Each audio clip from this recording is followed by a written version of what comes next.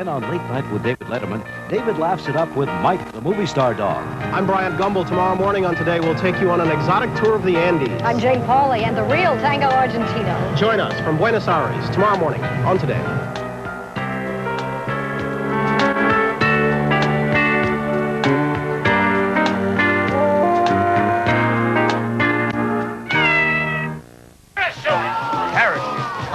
Crazy. I don't want to see this. To all the great ideas that ever met with skepticism, we humbly add another. True draft beer in a bottle. New Miller Genuine Draft. It's draft beer smooth because it's cold filtered, not heat pasteurized like most bottled beers. I'll be dead, burn! And they said it couldn't be done.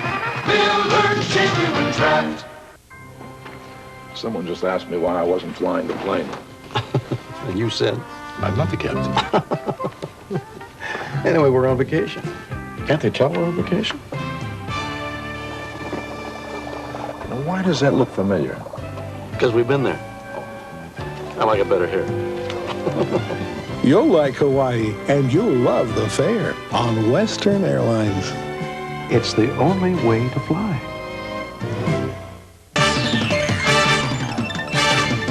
Kelly Lang, Keith Morrison, Stu Nahan Sports, Fritz Coleman Weather, Jack Perkins Cover Story, and David Sheehan Entertainment.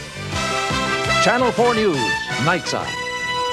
Good evening. If you think it's been wet and wild so far, get ready. Another huge storm is heading this way. In Ventura County, forecasters are predicting 8 inches of rain will fall tomorrow. Everybody bracing for the worst, and Patrick Healy is there now, standing by with a live report. Patrick. Keith, Kelly, it's starting to rain a little heavier, and residents in the canyons here in Ventura County have been warned evacuations may be necessary tomorrow. An urgent weather bulletin from the county sheriff. The rain tonight has been steady, not heavy enough to cause serious flooding problems yet, but we're told it has been sufficient to saturate the ground, and the real fear, as you say, is the new storm coming, expected to bring this area as much as 8 inches of rain the next 36 hours. At midnight, the Sheriff's Department will double its Ojai Valley patrol force in expectation of road closures and other weather emergencies. Tonight, few travelers were out except those who travel by police car or by hopping or don't travel at all because their car is stalled. Came around the corner and there's no signs and just hit this puddle, and I thought I was coming down in a rainstorm. It's like a flood, a tidal wave. I got the ignition and put you out of business? Complete whole engine, everything. 2 roads tonight considered impassable, Villanova and Matilaha Canyon. Many residents already departed Matilaha earlier today, as my colleague Matt Stevens reports. At 7:30 this morning, a slide closed Matilaha Canyon Road. Those who didn't leave last night were forced to walk out today. After 4 hours, 1 lane was cleared, but with a new storm predicted later, it wasn't expected to last. So if we get that, this road will be history. That which makes Ojai alluring also makes it dangerous. There is no longer need for warning in the canyons when the creeks and washes rise. And there is too little time to leave sometimes.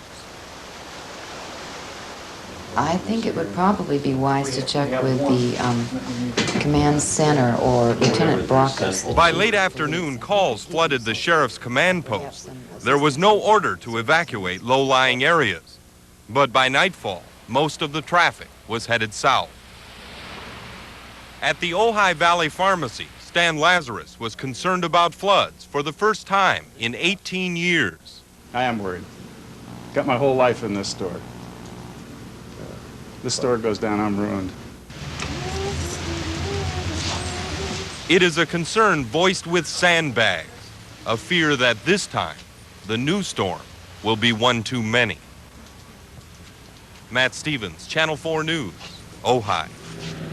Back live in Ojai tonight, where it is planned for school to be in session tomorrow, but only on short schedule, and Nordhoff High School has been put on alert as the standby if an evacuation center is needed. And the command post for the emergency goes back into operation tomorrow morning at 5 a.m. In short, they are preparing for the worst and hoping it won't be quite so bad. Reporting live, Patrick Healy, Channel 4 News, Ojai. Kelly, Keith, back to you. Thank you. And Fritz Coleman, of course, will be along with a full weather forecast later. More on the new storm that is heading this way in just a few minutes. And other news tonight, a nationwide government warning has been issued tonight after more Tylenol capsules laced with cyanide were found back east. Tonight, Tylenol's maker, Johnson & Johnson, insists that it's only the capsules, not the tablets, that people should avoid. Phil Schuman has more. Tonight, stores in California, New York, and at least 3 other states have pulled all Tylenol capsules from their shelves. This after warnings from manufacturer Johnson & Johnson and the Food and Drug Administration.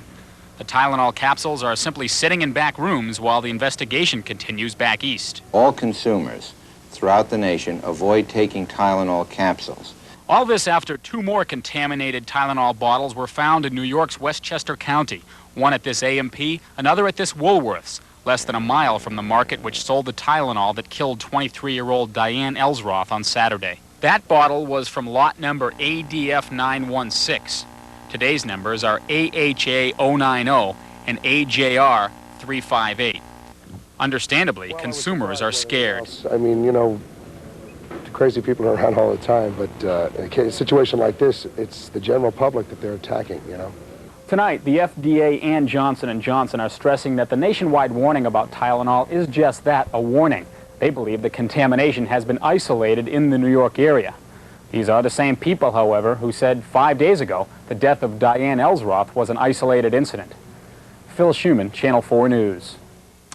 Chrysler Chairman Lee Iacocca spoke out angrily today after getting fired from a government committee on his pet project, the restoration of the Statue of Liberty.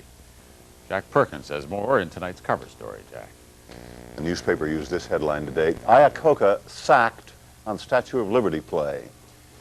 It's become quite a furor, the fight over the lady. From day one, it was, it is, it will continue to be what I said, a labor of love. I did this for my mother and my dad.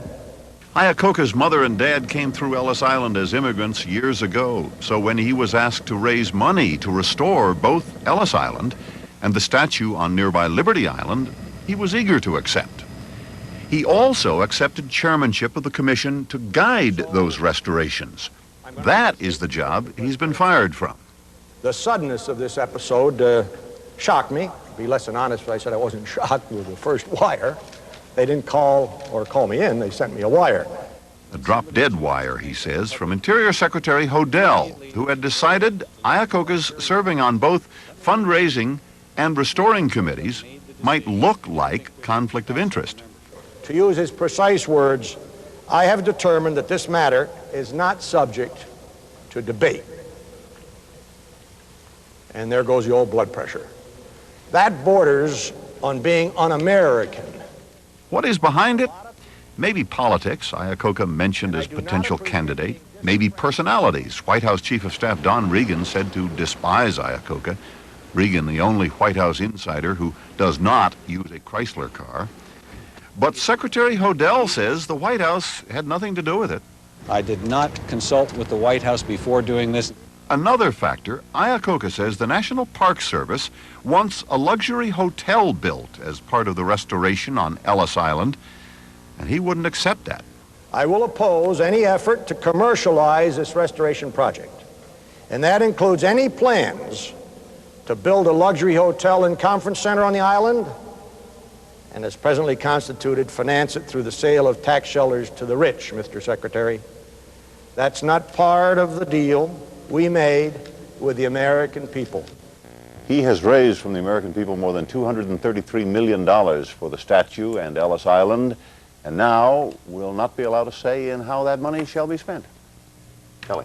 And he's not taking it sitting down. All right, thanks a lot, Jack. Coming up next, Fritz, with the forecast for tomorrow, including full details on this huge storm that's headed our way right now. And then Kelly shows us how superstars and royalty have created a renaissance of tradition in Weddings 86.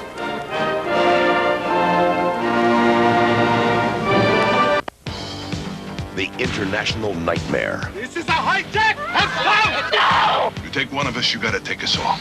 America's response, the Delta Force. It's a go. Take them down. The ultimate weapon against the terrorist threat. American, I want to negotiate. Chuck Norris, Lee Marvin, The Delta Force, rated R. Delta Force starts tomorrow at a theater near you.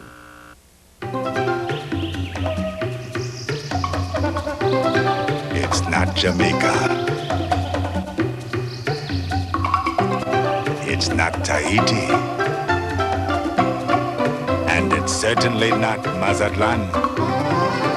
It's Las Vegas, man. Only at the Tropicana. Come, play on the island. 100 years ago, America started going out for steak. Same old steak? Yep, same old steak. Who had the rare? And that's about the way things stayed.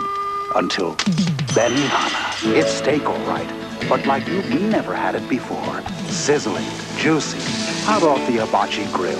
So for great steak, don't head for the Old West. Come to the Far East.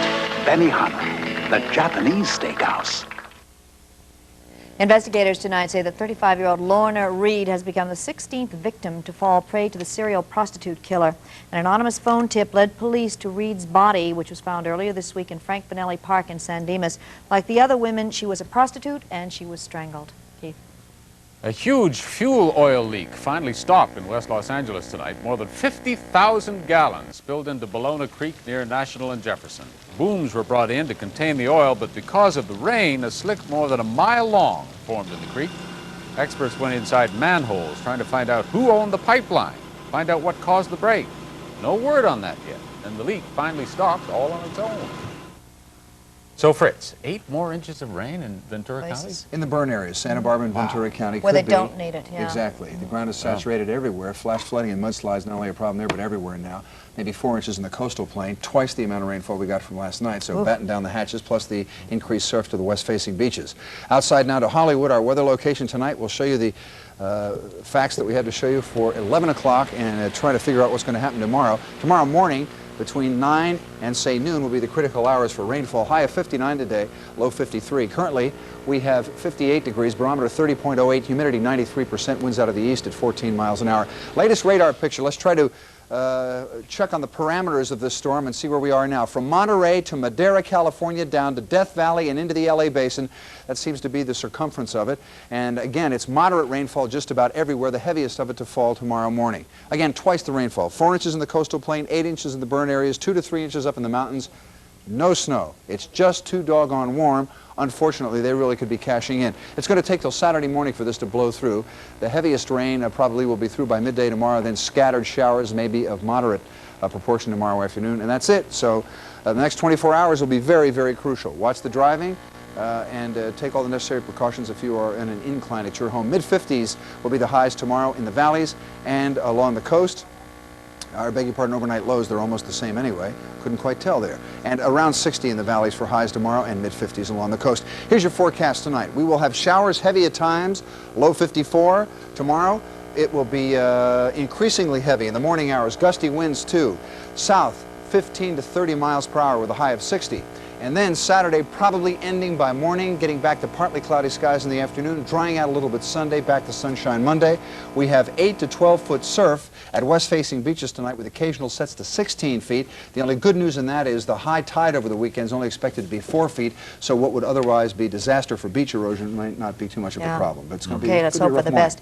Now, Fritzy, you finally got married after a 17-year engagement, huh? Well, marriage is back. And the major trend in Weddings 86 is the return of the big traditional wedding with all its regal pomp and protocol. But why are couples falling over each other in a mad rush to the altar? And whence comes this return to the values of old? Look behind every trend, and you'll find a trendsetter.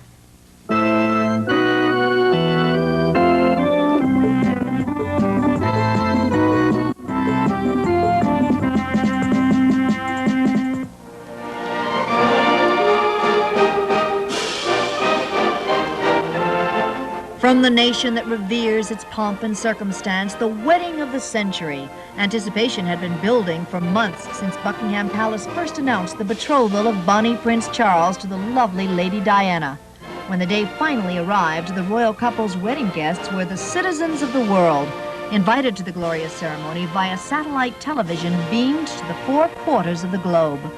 For many, it was simply the most fantastic, glamorous, romantic, enchanted event imaginable. And millions of young women who had grown up during the untraditional 60s and 70s suddenly started rethinking what their own weddings should be. And for the people who organized spectacular weddings, business went through the roof. That was the best wedding. That started people thinking that weddings are wonderful. The nation's leading